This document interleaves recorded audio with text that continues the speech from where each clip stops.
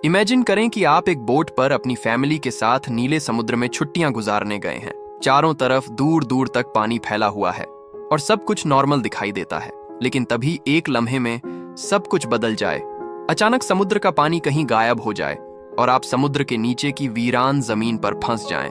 ऐसे में आपके दिमाग में कई सवाल आएंगे। आखिर समुद्र का सारा पानी कहाँ गया? क्या यह पानी दोबारा वापस आएगा?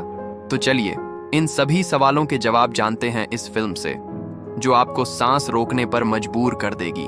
कहानी की शुरुआत में हम एक फैमिली को देखते हैं जो कैरिबियन ओशन के बीच में एक बोट पर छुट्टियां मना रहे हैं। ये फैमिली बेन नाम के लड़के का बर्थडे सेलिब्रेट करने आई है। वह सभी बहुत खुश थे, लेकिन उन्हें अंदाजा नहीं था कि यह खुशी बस कुछ पल की मेहमान है। जब सब कुछ नॉर्मल चल रहा था, बेन की मॉम जूलिया स्विमिंग के लिए समुद्र में जंप कर देती है, जबकि बेन और उसके डैड टॉम फिशिंग में बिजी थे। अचानक जूलिया को पानी में कुछ अजीब फील होता है, जैसे कोई बड़ी चीज उसके आसपास घूम रही हो। वह इधर उधर देखती है पर उसे कुछ दिखाई नहीं देता। लेकिन तभी एक इनविजिबल फोर्स उसे नीचे की तरफ खींचने लगती है। साथ ही बोट के नेविगेशन इक्विपमेंट्स पागलों की तरह डायरेक्शन चेंज करने लगते हैं। बेन और टॉम फिशिंग में इतने बिजी थे कि उनका ध्यान ही नहीं गया कि जूलिया बोट से काफी दूर बह चुकी है और डूबने वाली है। जूलिया चिल्लाती है, लेकिन वह इतनी दूर थी कि किसी को आवाज नहीं आती। उसे फील होता है कि समुद्र का पानी तेजी से पीछे की तरफ खींच रहा है। वह अपनी बेटी कैसी को आवाज देती है, लेकिन कैसी हेडफोन्स लगाकर सनलाइट एंजॉय कर रही थी। खुशकिस्मती से टॉम को हल्की सी आवाज सुनाई देती है। वह जूलिया को देख लेता है और बिना देर किए पानी में कूद जाता है, जबकि बेन बोट को उनकी तरफ ले जाता है। टॉम वक्त रहते जूलिया को बचा लेता है और बेन और कैसी उन्हें खींचकर बोट पर वापस ले आते हैं। टॉम गुस्से में कैसी को डांटता है कि उसने ध्यान क्यों नहीं दिया, लेकिन माहौल तब शांत होता है जब वह डिसाइड करते हैं कि आगे से कोई बिना बताए पानी में नहीं जाएगा। रात होने पर वह बेन का बर्थडे सेलिब्रेट करते हैं। तभी कैसी के बॉयफ्रेंड का वीडियो कॉल आता है। वह घबराया हुआ था और कैसी को बताता है कि टीवी पर न्यूज आ रही है कि दुनिया में कुछ बहुत बड़ा और अनयूजुअल होने वाला है। कैसी नोटिस करती है कि वीडियो कॉल में उसके बॉयफ्रेंड के पीछे शहर में एक भयानक तूफान आ रहा है। इससे पहले कि वह पूरी बात समझ पाते, कनेक्शन कट हो जाता है। ये बात कैसी अपने पेरेंट्स को बताती है। जब वह लोग सेफ्टी चेक करने लगते हैं तो देखते हैं कि उनकी बोट के आसपास ढेर सारी व्हेल्स और शार्क्स घूम रही हैं। टॉम, जो एक ओशन एक्सप्लोरर था, समझ जाता है कि डीप ओशन क्रीचर्स सरफेस पर तभी आते हैं जब कोई बड़ा खतरा आने वाला हो। अभी वह कुछ कर पाते उससे पहले ही बोट को एक जोरदार झटका लगता है।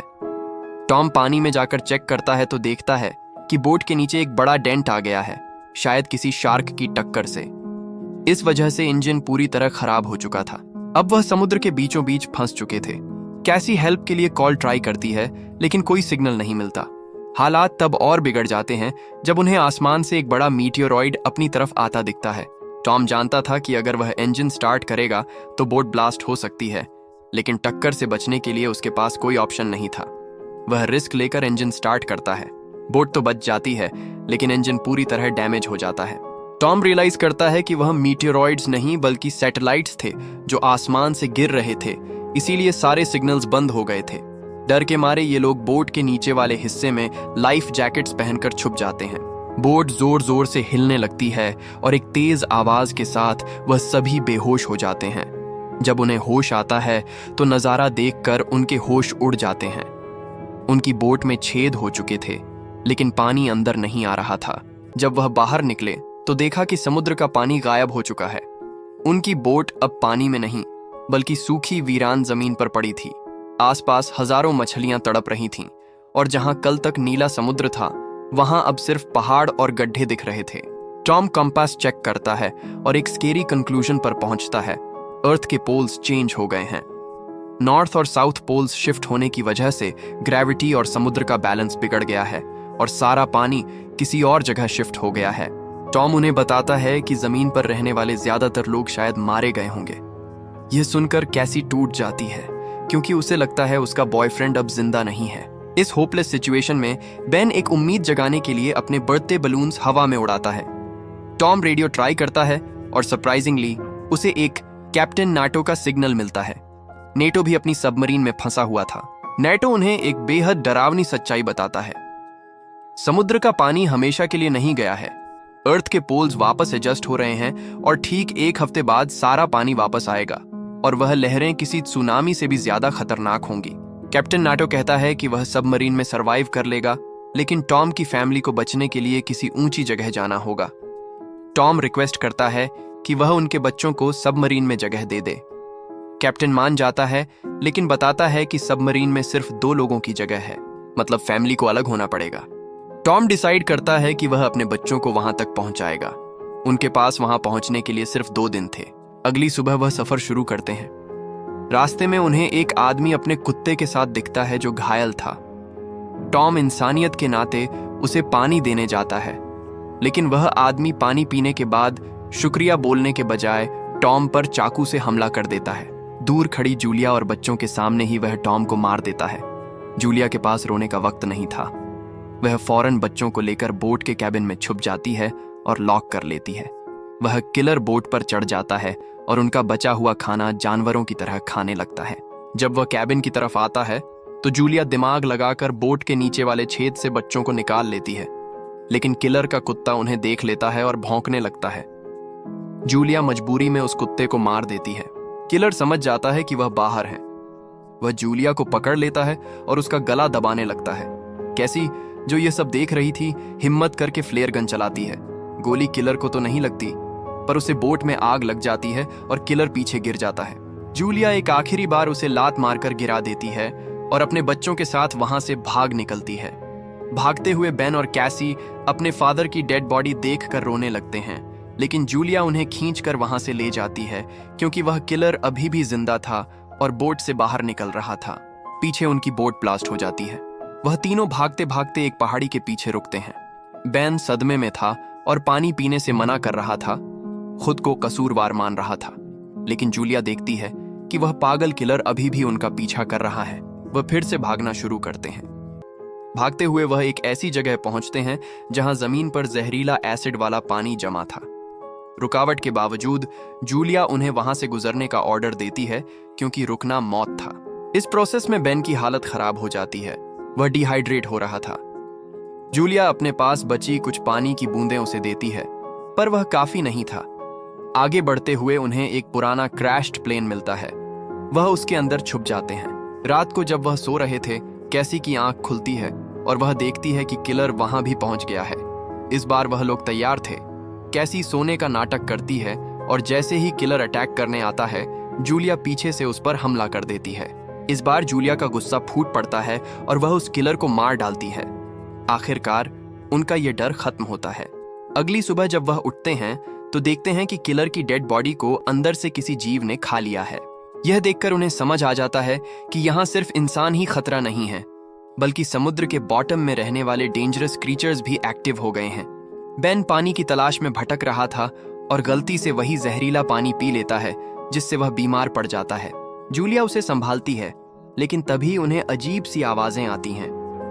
हजारों की तादाद में बड़े बड़े क्रैब्स, केकड़े उनकी तरफ बढ़ रहे थे। वह जान बचाकर भागते हैं और एक बड़ी सी कार्गो शिप के पास पहुंचते हैं। शिप के कंटेनर्स में पहले से कुछ लोग छुपे हुए थे। जूलिया और बच्चे उनसे दरवाजा खोलने की भीख मांगते हैं, लेकिन अंदर वाले डर के मारे दरवाजा नहीं खोलते। केकड़ों की फौज करीब आ रही थी। मजबूरी में जूलिया बच्चों को कंटेनर की छत पर चढ़ा देती है। ऊपर चढ़ते वक्त एक केकड़ा जूलिया के पैर पर काट लेता है, लेकिन वह किसी तरह ऊपर पहुंच जाती है। नीचे का नजारा खौफनाक था। वह केकड़े मेटल के कंटेनर्स को काटकर अंदर घुस जाते हैं और अंदर छुपे लोगों को मार डालते हैं। कंटेनर के ऊपर होने की वजह से जूलिया और बच्चे बच जाते हैं, लेकिन जूलिया जख्म और थकावट से बेहोश हो जाती है। अगली सुबह बेन और कैसी शिप से जरूरी सप्लाईज और वेपन्स इकट्ठा करते हैं। जूलिया को होश आता है और वह दोबारा कैप्टन नेटो से कांटेक्ट करती है। कैप्टन बताता है कि वह भी घायल है और अब समुद्र का पानी वापस आने में बहुत कम वक्त बचा है। वह क्रीचर्स वापस इसीलिए आ रहे हैं क्योंकि पानी लौट रहा है। कैप्टन उन्हें गाइड करने के लिए हवा में फ्लेयर चलाता है। वह जगह दूर थी और रास्ता चट्टानी था। बेन और कैसी अपनी मां को सहारा देकर ले जाते हैं। रास्ते में एक लैंडस्लाइड होता है और जूलिया एक पत्थर के नीचे फंस जाती है। वह जानती थी कि तीनों का बचना मुश्किल है, इसलिए वह कैसी को कसम देती है कि वह बेन को लेकर सबमरीन तक जाए और खुद को बचा ले। रोते हुए कैसी अपने भाई को लेकर आगे बढ़ जाती है। जब बच्चे सबमरीन के पास पहुंचते हैं तो वहां कोई नहीं था। तभी कैप्टन नाटो घायल हालत में बाहर आता है।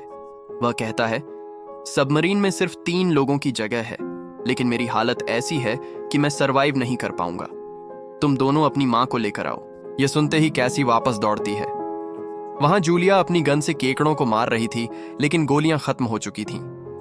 ठीक वक्त पर कैसी पहुंचती है और जूलिया को पत्थर के नीचे से निकाल लेती है। तीनों जान लगाकर सबमरीन की तरफ भागते हैं। उनके ठीक पीछे केकड़ों की फौज थी और सामने से कई 100 मीटर ऊंची पानी की लहर उनकी तरफ तेजी से आ रही थी। वह बस सेकंड्स के फर्क से सबमरीन के अंदर कूदते हैं और दरवाजा बंद करते हैं। अगले ही पल वह विशाल लहर उनकी सबमरीन से टकराती है और सब कुछ ब्लैक आउट हो जाता है। जब जूलिया की आंख खुलती है तो वह देखती है कि उनकी सबमरीन पानी में नहीं, बल्कि एक तबाह हो चुके शहर के बीच पड़ी है। समुद्र की लहर उन्हें बहाकर वहां ले आई थी। चारों तरफ सिर्फ बर्बादी थी, जिससे साफ था कि जमीन पर इंसानियत लगभग खत्म हो चुकी है। लेकिन कम से कम जूलिया और उसके दोनों बच्चे एक साथ जिंदा थे। और इसी सीन के साथ ये फिल्म यहीं खत्म होती है। अगर आपको ये एक्सप्लेनेशन पसंद आई हो तो वीडियो को लाइक करें और चैनल को सब्सक्राइब करना ना भूलें। मिलते हैं अगली वीडियो में।